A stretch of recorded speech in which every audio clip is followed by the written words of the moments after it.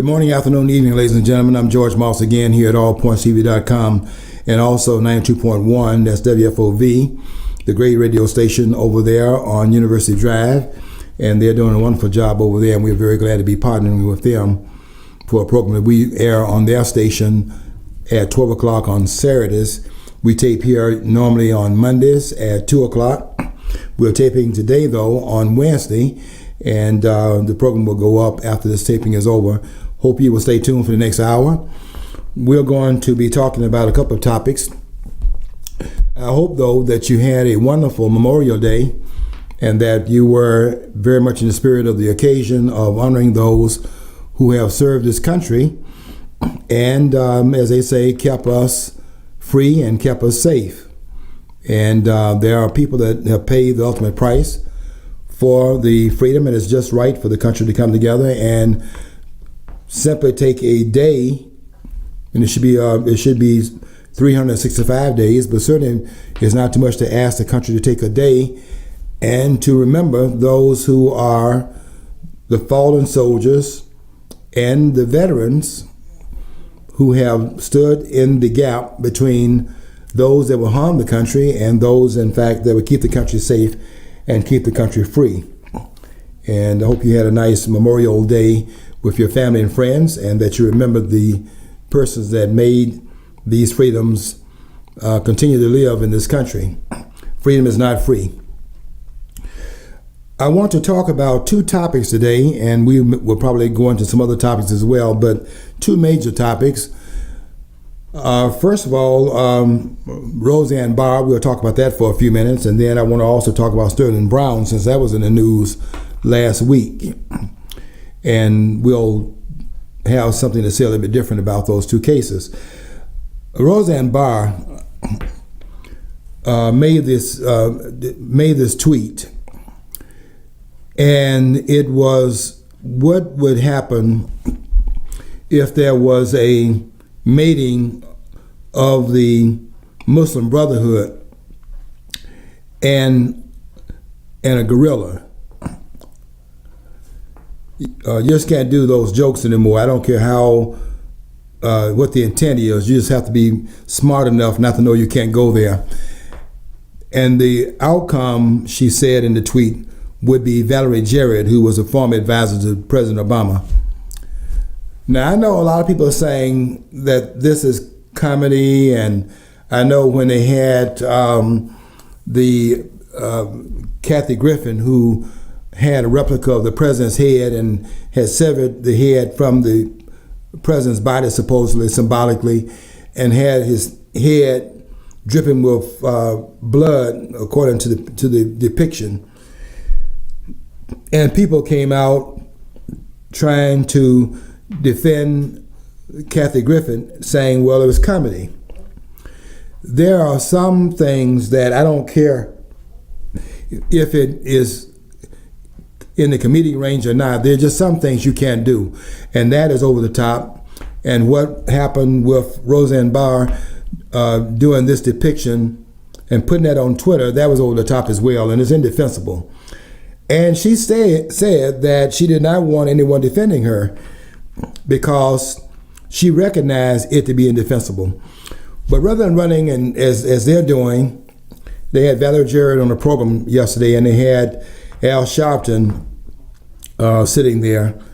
And of course, that's another reason you don't want to go into this landscape, because it plays into these race hustlers like Al Sharpton, and it just plays into that choir and give them some more nonsense to run with, where they paint the country with a broad brush. Everybody now is racist. The president is racist because of someone that was a supporter of the president made these inappropriate comments. These comments are inappropriate and indefensible. But it's not the race card needs to be played here. We need to look at the stupid card. These comments are absolutely in the realm of stupidity. What was Roseanne Barr thinking about? She says that she had taken her meds at 2 o'clock in the morning, and some of the medicines she had taken had clouded her thinking, And this is why this went on. Now, she's apologized for it and all of that. But these comments are indefensible and almost unforgivable. And to have cost the jobs of approximately 100 persons, including the writers, the stars on a program, all of those persons with the cancellation of a show, those persons are now unemployed because of this stupidity on Roseanne Barr's part. And no one can defend those comments. I don't think Roseanne Barr can defend those comments. She said that she doesn't want anybody defending her because the comments are indefensible. I couldn't agree more with that. But you have to understand that those kinds of jokes, this is 2018. This is not 1918, where you did these kinds of caricatures and people thought it was funny. This is not the time of Lincoln Theodore Commodore Perry, better known as Step and Fetch It. You can't do that today. It just does not play. And how that was considered to be funny in 2018 is beyond the pale and beyond me. I can't understand it. But rather than going and talking about she's a racist and look at how she is supporting Donald Trump, that makes Donald Trump by association a racist. All this nonsense got Sharp on the program. What is Sharpton doing sitting down there discussing this? These race hustlers come into it and giving license them come out here. Now they got to go off on a tangent. And it's the same kind of nut case that we have with these nuts out here trying to defend Sterling Brown. You know, Sterling Brown, the basketball player. Everybody's talking about how the cops were acting inappropriate. Did they see the tape of that case? Everybody wants to make everything about race. This case is not about race. The Roseanne Barr case is more about stupidity than it is about race. She didn't think about it in terms of the racial consequences of the story. She should have thought about that, how it would be played into a racial conversation. And they take it in and run with it. Now she's racist and so on and so forth. Everybody got to be racist now. Because when you deal with race, the first thing they're going to do is make the person that brings it up a racist. And we need to understand that this is about stupidity more so. You just can't do that. And Roseanne Barr is more stupid than anything else. And now we got this case prior to that with Sterling Brown. Sterling Brown parked his car. He's a basketball player, first of all, so he's not handicapped. He parked his car in a handicapped parking space. That's bad enough. But he parked the car diagonal. If he had parked that car in a handicapped parking place and didn't have a sticker for that, I can almost guarantee at that time in the morning, nobody would have raised any eyebrows about it. But what he did, what Sterling Brown did, was not only park in a handicapped parking place, but parked his car diagonal, covering up two parking places. And whether you're handicapped or not, you can't do that. You can't park. You're not supposed to park in a handicapped parking lot unless you're handicapped. And he did that as one violation. Probably they would have overlooked that.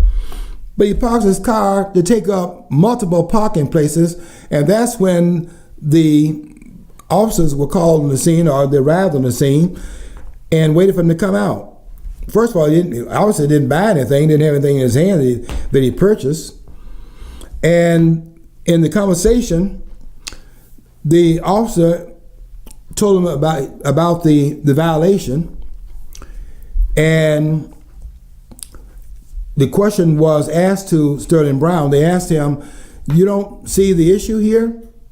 And all of a sudden, Sterling Brown is stuck on stupid, acting like he could understand what he had done wrong. You're parking in a diagonal parking place and you can't understand that that's a violation? First of all, you're not handicapped.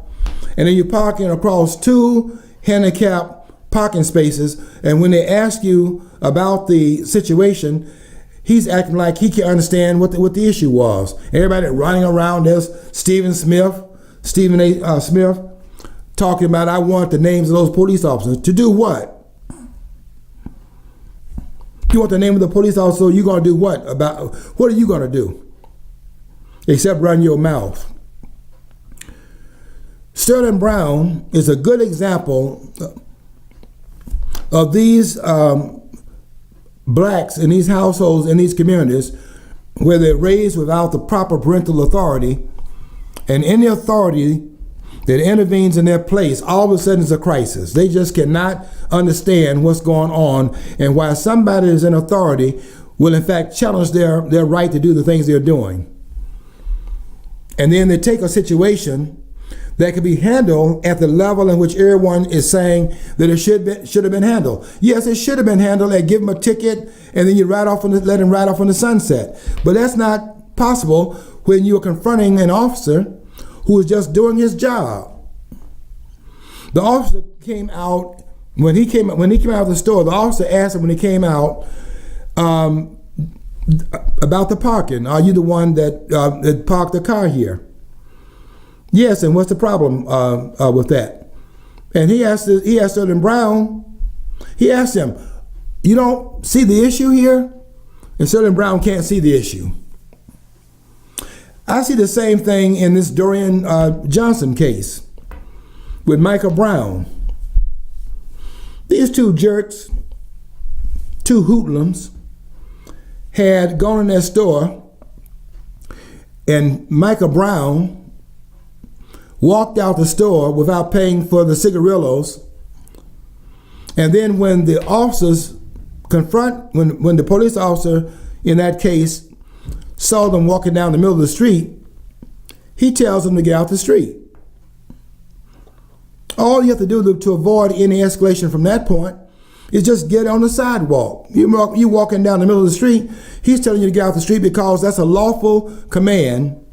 All of a sudden, Dorian Johnson can't understand what the officer's talking about. And what he tells the officer is, we're just going down here to our friend's house, and he's just 2 blocks from here, and we're just going down to our friend's house.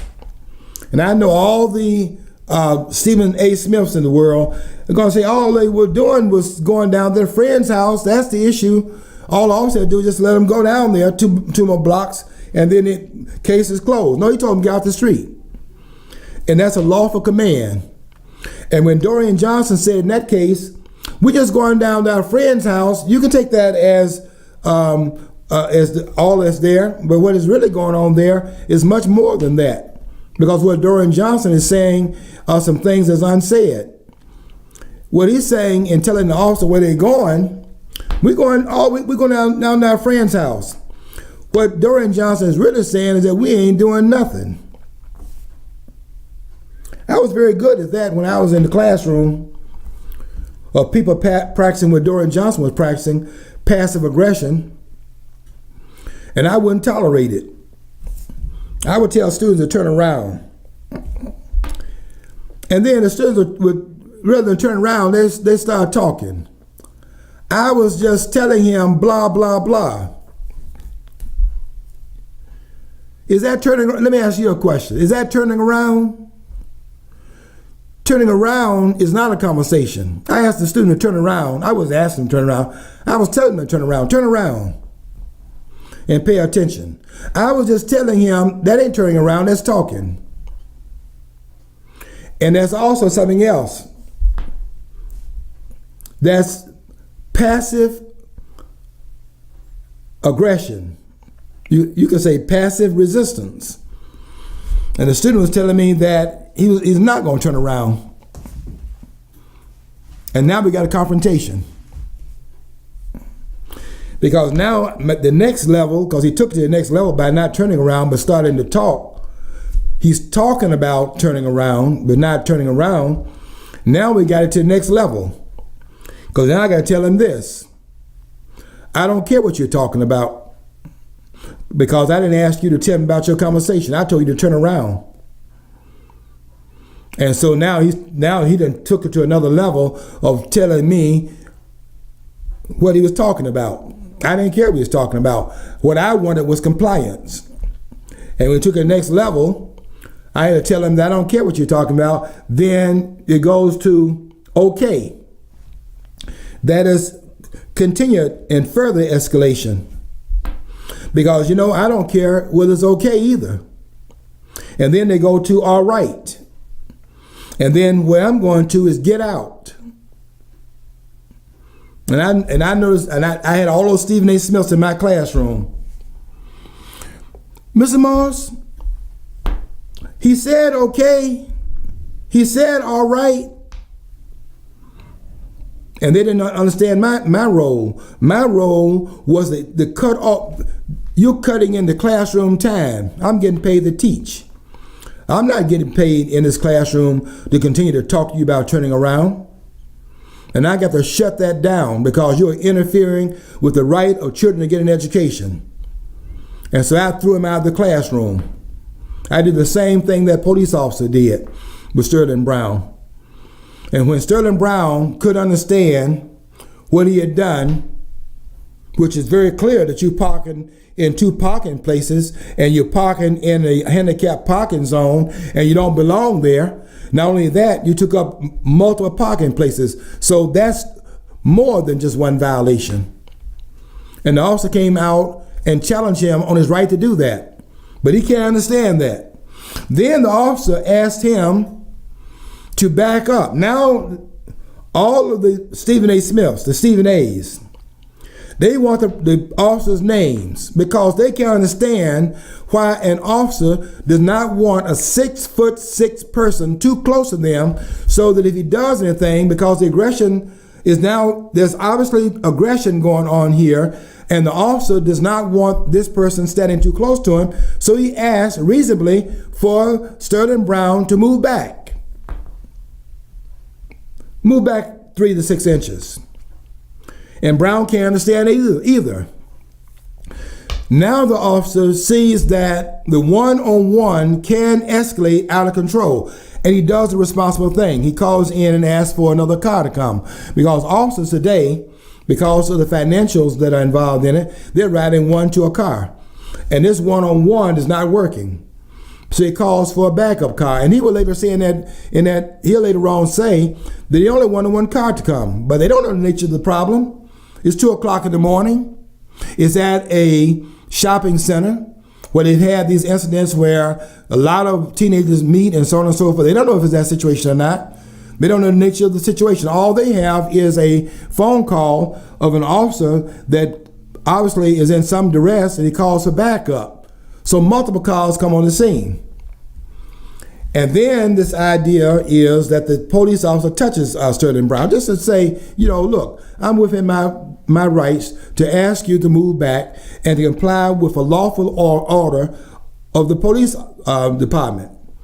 They're not asking you to do that. They're telling you have to comply with a lawful command of an officer on the street. But no, Sterling Brown can't understand that. And when they in fact come on the scene and still not complying, then the question is that you got to now stop it from going further where he's creating a physical altercation.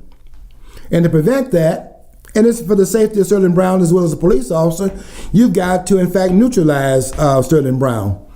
One, because of his size, and because, number two, he's not complying. Stephen A. can't understand this. Stephen A. Smith, he can't understand this. How you just don't give a ticket at that point. This is beyond the ticket level. You've got to get the person that is in fact showing this kind of aggression. It's passive aggression, but still aggression. And you got to get the person to stand down from that. And those of you listening to this program that cannot understand that, forget you. I don't care if you understand it or not. I'm in your face too. All of these victocrats, you create these situations and then create your own victimization. They want to holler racism. This is not a racism case. It's a case of Sterling Brown refusing to comply with a lawful order given to him by a police officer. It starts with him parking. You understand this? It starts with him parking diagonal parallel to the parking that is there for handicapped persons closer to the building.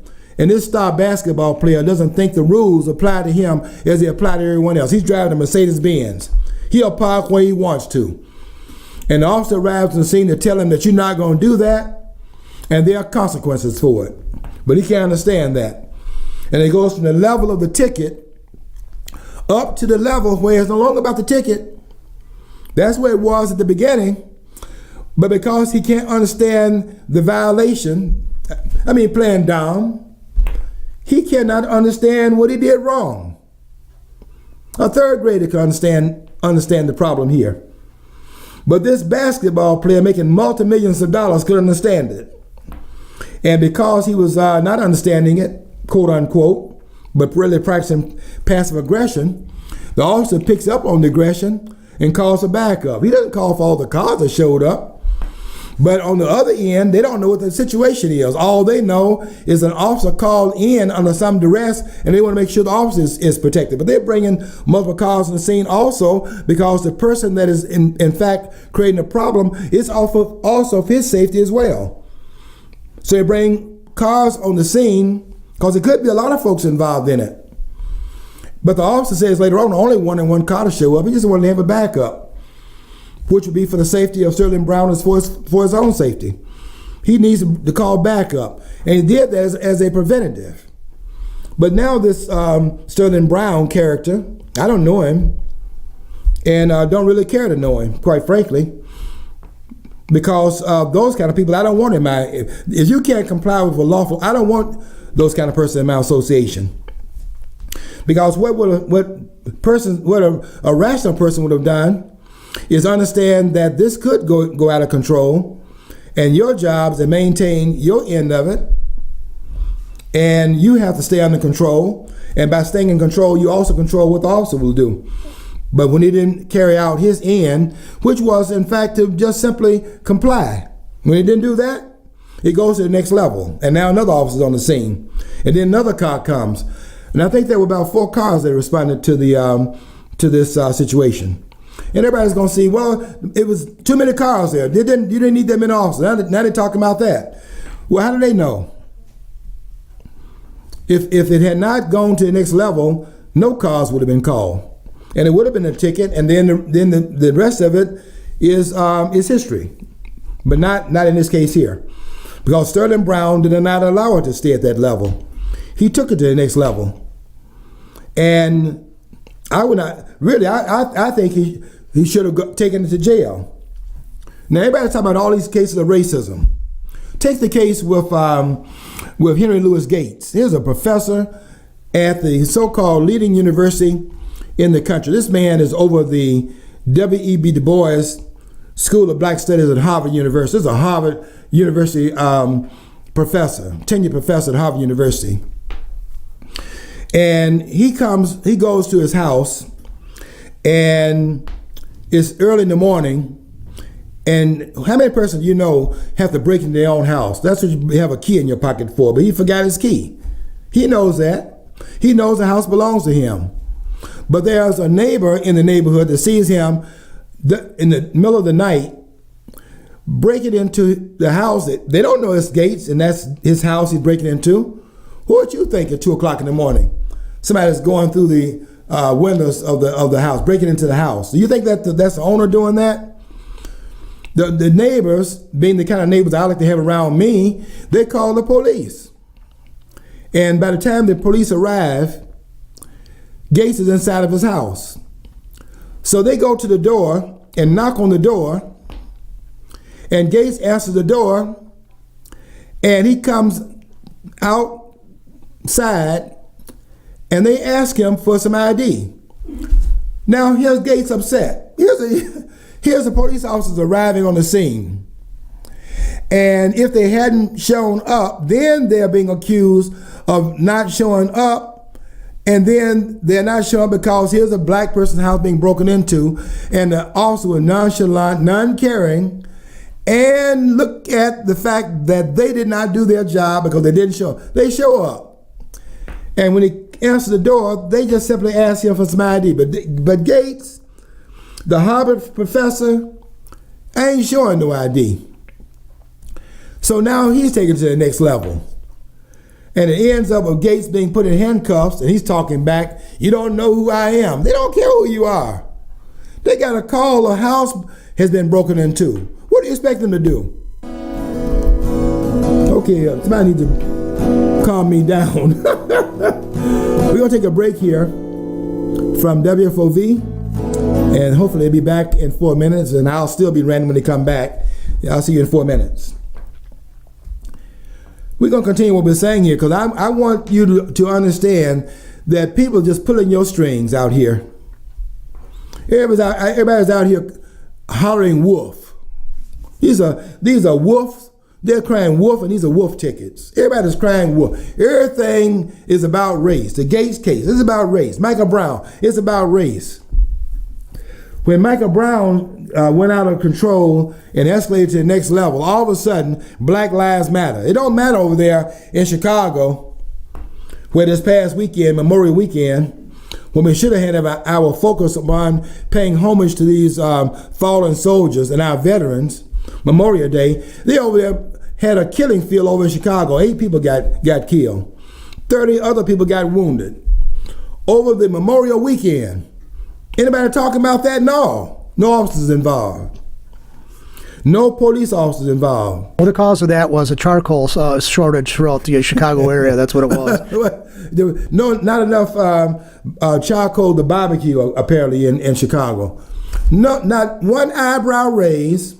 Nobody is raising the question about why are we having these killing fields on Memorial Day when we are memorializing people that got killed. Why are we in Chicago on this weekend holiday killing folks? And why is it that after the killing occurred, 30 other persons wounded, and nobody is raising an eyebrow about this assault that went on over there? But in terms of Sterling Brown's case, Stephen A. wants the police officer's name. Not that he's going to do anything other than run his mouth, because all this is nothing but grandstanding and more ammunition for the race hustlers. And we can't get to the serious stuff confronting black people because we got all these jerks out here jerking these strings of talking about this nonsense. Sterling Brown is creating a situation here and practicing passive aggression, passive resistance. And they got to call backup now because potentially this can go out of control. The officer did the right thing. And when there was continued noncompliance, once the other officers got there, they got to now neutralize this guy. Not only because of his aggression, but because of his size. We don't know if he's going to now take it to the next level and strike somebody. So they got to now secure his hands. Now, there are people going to make this case about, well, he wasn't armed. Let me tell you something. This is for all of you Stephen A's out there. Because all this is about is you grabbing onto victimization and then climbing into the role of victims, and therefore we can't even get to the serious stuff. The serious stuff is these problems we got in the black community. We got a lot of problems to deal with. We can't get to the problems because we're dealing with the nonsense. Sterling Brown got to be neutralized because Sterling Brown has shown that he is not willing to take lawful commands by a police officer. The officer's not going to turn around and leave and say, well, he's not complying, so we out of here. We go on to the next case. They got to deal with this situation. And it's not going to be dealt with until Sterling Brown backs down. If an officer tells you to move back and you don't move back, you got to comply. If you don't comply, they bring more force on the scene. And that's what they did. They brought more police officers on the scene. And why they do that? Because of Sterling Brown's noncompliance. That's the problem. The police officer is not the problem. The problem is Sterling Brown. And Stephen A., if you cannot see that, and you up there making public comments about this, then then somebody ought to look at your I'm not talking about firing anybody, but somebody ought to look at what Stephen A. is doing in his commentary. We can't have people up here fanning the flames and creating this kind of havoc in the community because they got a microphone. Sterling Brown needs to be called on what he did in this case here. And what Sterling Brown did was escalate and take it to the next level. And they went there with him. And I would have gone there with him as well. Michael Brown, that's another case of the same thing going on. You can't see this. Michael Brown took it to the next level. Michael Brown, as a matter of fact, would be alive right now if Michael Brown had, in fact, taken the officer's lawful command and gotten out of the street. But when he didn't do that, the officer pulled his car around. That's what he pulled his car around to come back to where Michael Brown was. And now Michael Brown goes next to the car, puts his leg next to the car where the officer could not get out. The officer had rolled the window down to tell him to comply. And Michael Brown reaches into the car, takes it to the next level, reaches into the car, and when the officer now is trying to get his gun out, because now this is a physical threat with a guy that's 6'4". Michael Brown was 6'4". Can we get to that? 6'4", and weighed 290 pounds. And the officer was 190 pounds soaking wet. And he's pulling his gun out because now there's a threat. And Michael Brown reaches into that car and wrestles with that officer for that gun. And that's why there's blood. Michael Brown's blood is in that car because that gun goes off. And Michael Brown, when that gun goes off, Michael Brown runs and Dorian Johnson runs. Dorian Johnson kept running. But because Michael Brown was shot when the gun went off, it caused a wound. We now know what Michael Brown did. He ran for a while, but then because the man was on something, you know how when you own something, you're thinking, well, that's what Roseanne Barr is talking about. She said, I wasn't in my right mind. Well, okay, but you still did it. You have a responsibility to be in your right mind. You took something to get out of your mind.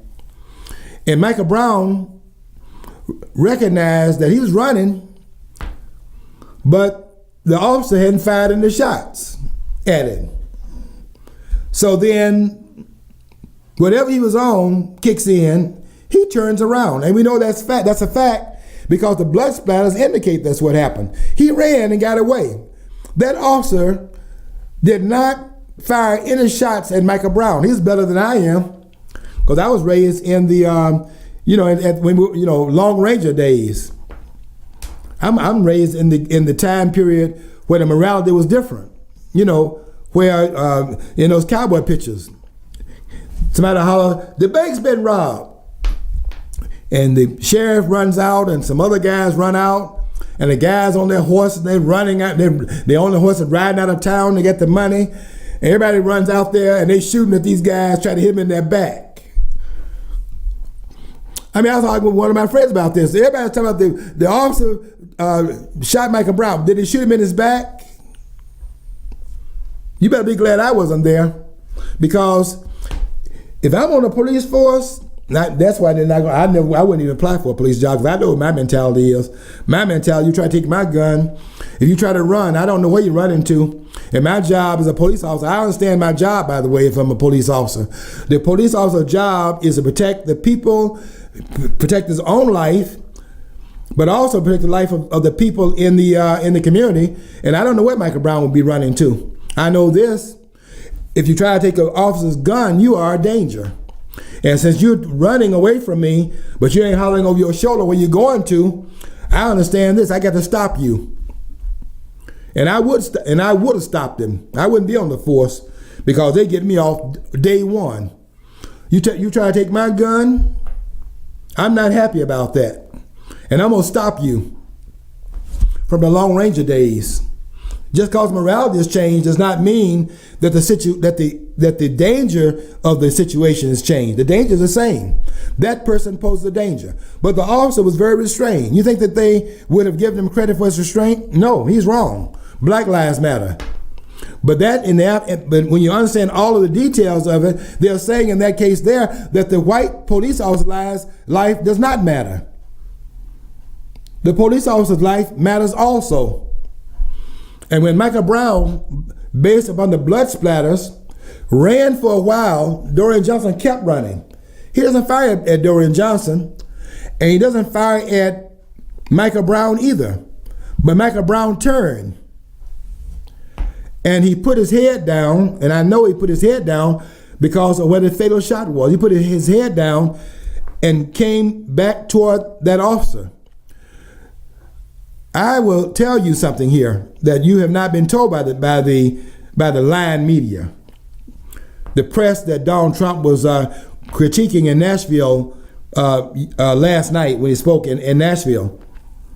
The lying, he calls it the fake news, the propaganda news, the lying media. If you're 6'4" and you come back toward that officer, the officer has two defenses. One defense is the gun he has. And the other defense is the distance between him and the person posing a threat. Think about that in terms of Sterling Brown. The distance between the officer and Sterling Brown.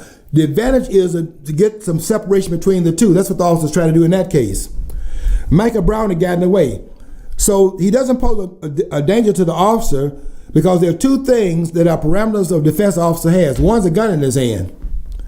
The other one is the distance between where the officer is standing and Michael Brown. But when Michael Brown turns, the two lines of defense, one is immediately being lost because he turned and started running back toward the police officer. Defense number two is a gun, but he's closing in on the officer. He's 6'4" and weighs 290. If he closes that gap and gets where the officer is, the other perimeter of defense is lost because the officer's gun can be taken by Michael Brown. And when he comes back and gets in the purview of the officer's space, the officer now has to stop Michael Brown. And he tries to stop him by shooting from outside of the body of Michael Brown. He shoots him in the arm a couple of times. And that, whatever he was on, kicks in. He doesn't even feel those shots. There are people who will tell you that when you're on something, in fact, there was a police officer named Tatum that was on YouTube. He said that he's seen people on these drugs that they toss police officers around after being shot like nothing. They don't even feel the shot. Michael Brown kept coming, but when it gets within a certain distance, now because the threat is deeper, the officer now has to stop this man.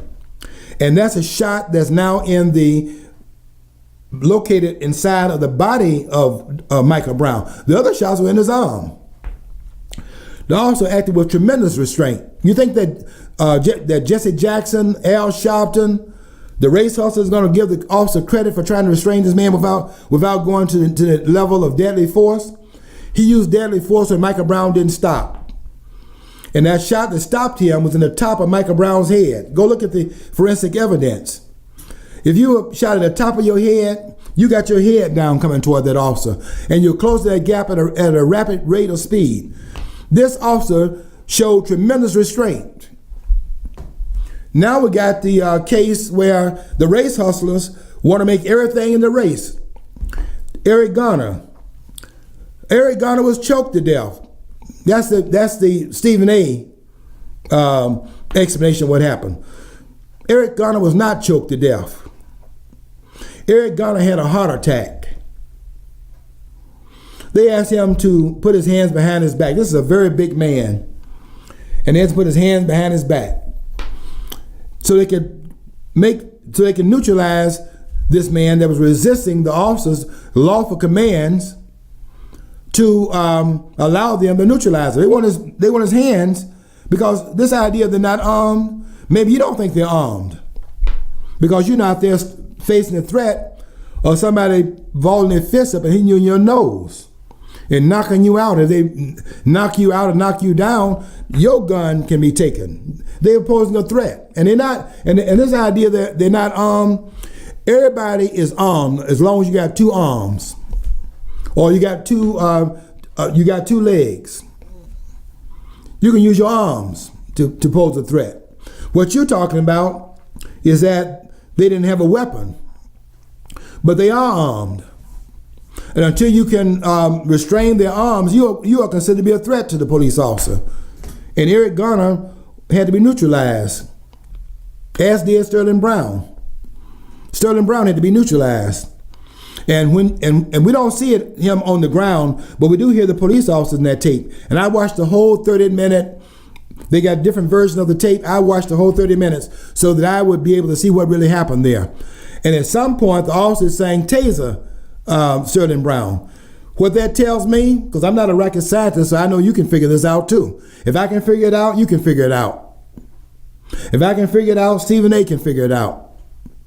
When they said taser him, that meant that when they were trying to get his arms behind his back to neutralize him, he was down there resisting, refusing to allow them to get him under control so that they could then talk to him without feeling that they're being threatened by this man being in non-compliance with lawful commands by the police officers. This is not about case. This is not about race.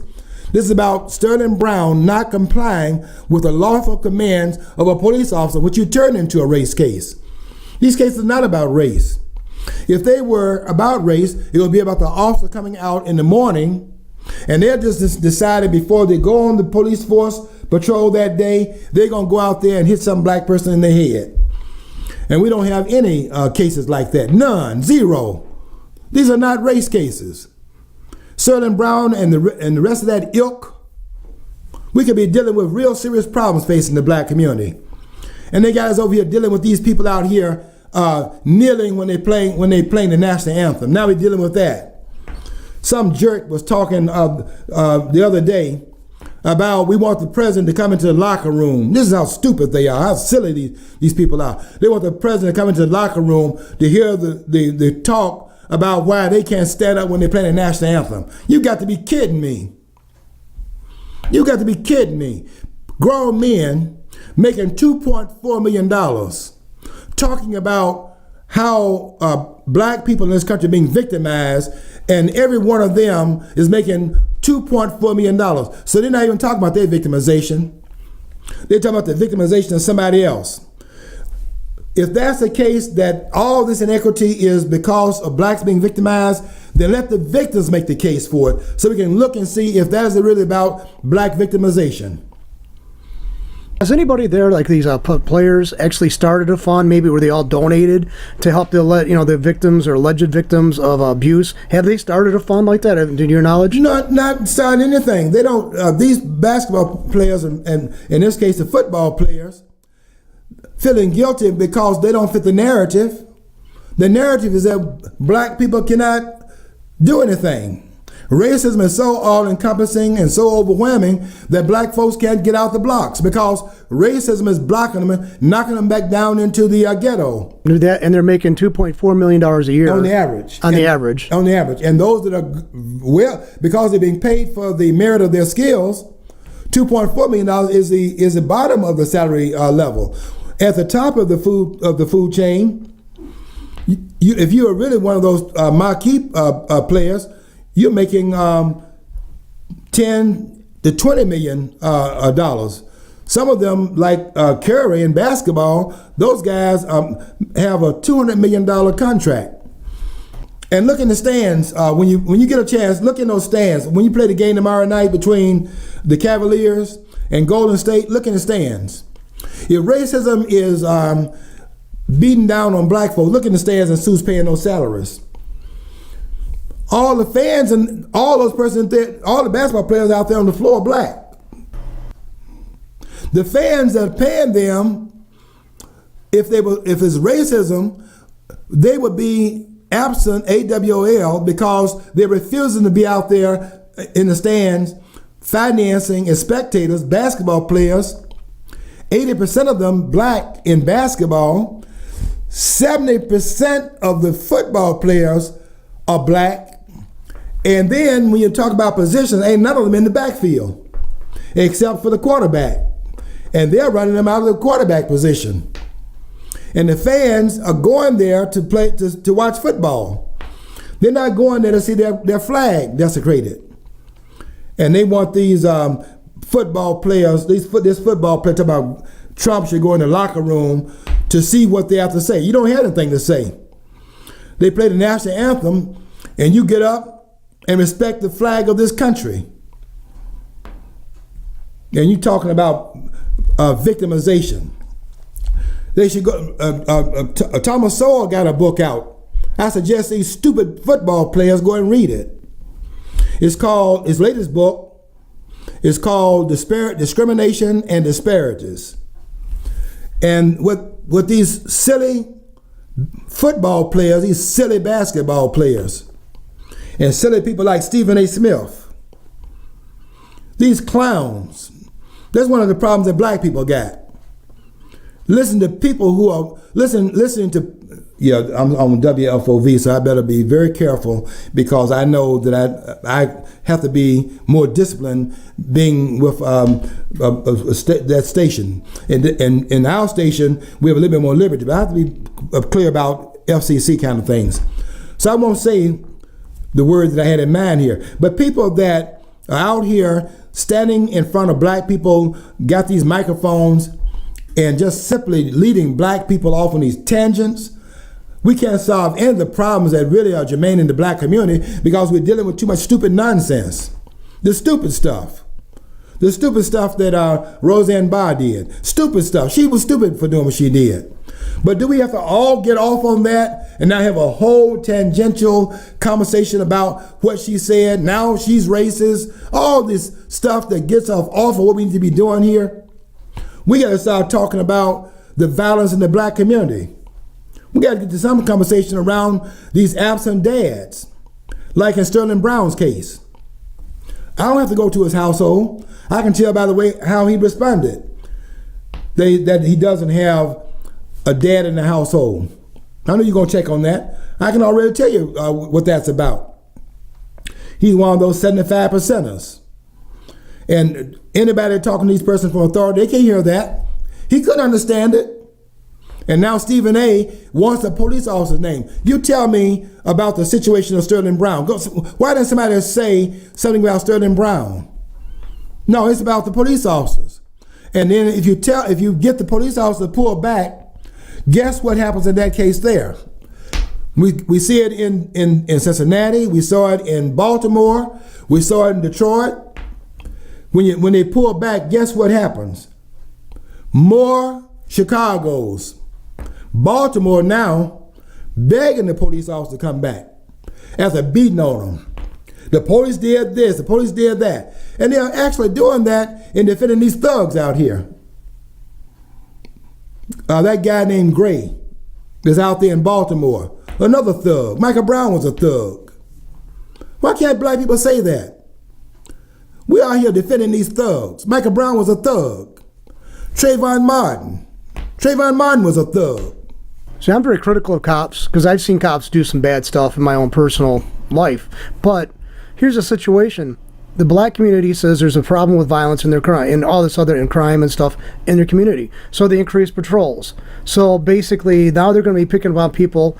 They look like they're picking on people because they're black. Well, it's a predominantly black area. So if they don't do this, they're saying they're indifferent to the pain and suffering of black community. And when they do increase patrols and they are now bringing people in who are, doing bad things, they're also probably going to be black because it's a black community. Then they're now racist for picking up. I don't know what solution the police have at their hands. And again, I am not a waving flag cop supporter all the time because I've had some serious issues with what they've done. So but in reality is reality. I mean, but I individualize it to that particular police officer.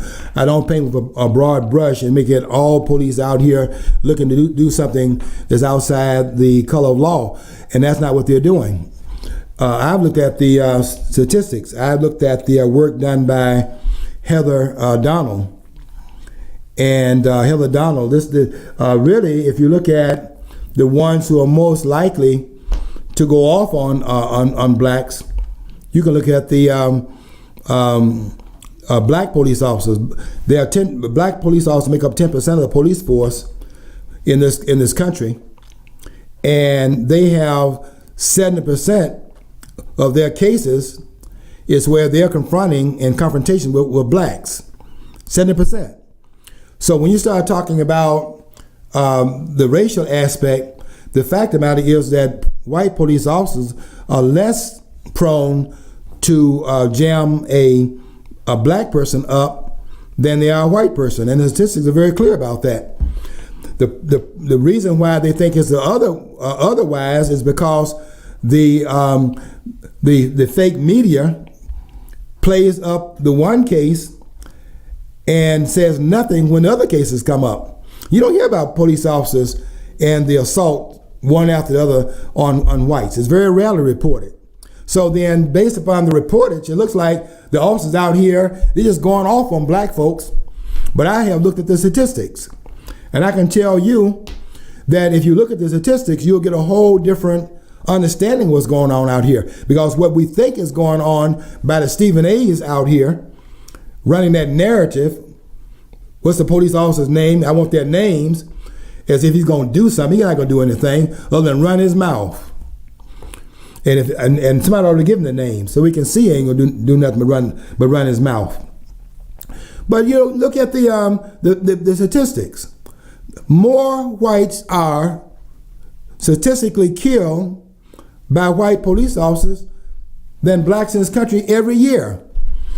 What was it last year? I think there were 24. Was it 24 blacks killed by the police? That was by the whole year. They did 8 black people got killed in Chicago this weekend. That's 1/3 of that in Chicago in a weekend that happened in the whole year. So where are the protesters? Where are the demonstrators? Where is Jesse Jackson and Al Sharpton, these race hustlers? Where are these TV programs where we highlight that? Where's the black community calling attention to that? They did that 24 blacks killed last year, somewhere around that number. That's a weekend in Chicago. That's a weekend in many cases in Philadelphia and in Baltimore, Detroit, and Saginaw and Flint, and all these urban areas. I don't even want to hazard to guess how many people die each year in the Los Angeles area. Oh, and in Los Angeles, look at the killing field. People can't walk in their neighborhoods. And they're over here sidetracked with this stupid stuff. This is the stupid stuff that they got us dealing with. A ticket that required maybe a couple $100 and a fine, as a fine, which is nothing if he's making, $2.4 million a year? That's nothing. What's the big issue about it? I mean, I'll tell you what I would have done in the Sterling Brown case.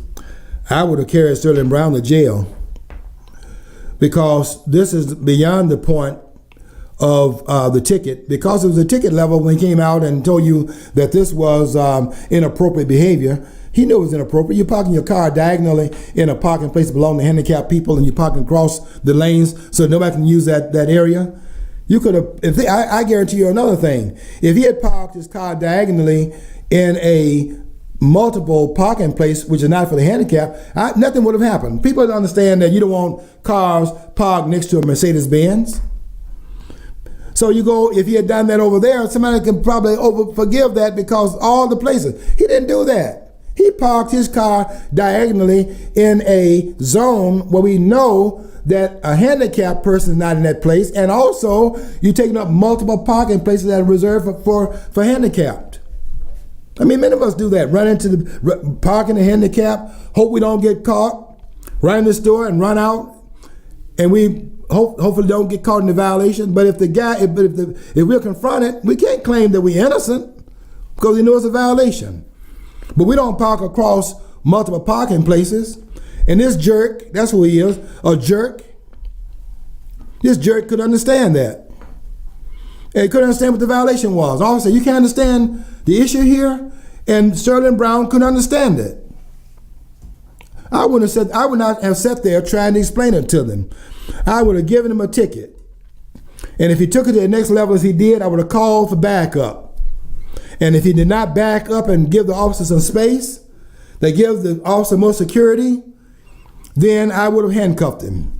And if he did not comply, I would have called for what that other officer called for. Called tase him. He said tase him. What does that mean? It means he was down there. You could see it from the camera. It meant he was down there resisting, even if they got him after they got him on the ground, as Eric Garner did. And when Eric Garner, and here's the other thing, When Eric Garner said, I can't breathe, I can't breathe, did you notice he didn't say, they're choking me? He said, I can't breathe. And what does that tell you? It tells you that he had been there before. Because I can't breathe was a way of Michael Brown saying in his own way that his problem was his asthmatic condition.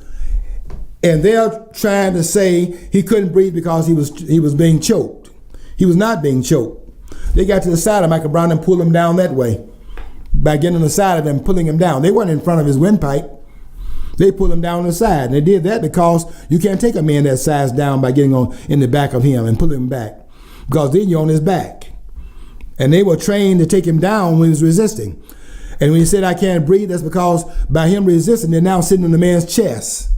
That's why he couldn't breathe, because now his asthma is kicking in. But he didn't die from that, and it wasn't because he couldn't breathe. He died because of the fact he had an asthmatic condition, and that created a heart attack. I want you to stop running into these racial situations and so on and so forth, and getting people to misuse you. Okay, we've got to get out of here, as always. Don't forget to follow your dream, because if you don't follow your dream, you'll never know what's on the other side of the rainbow.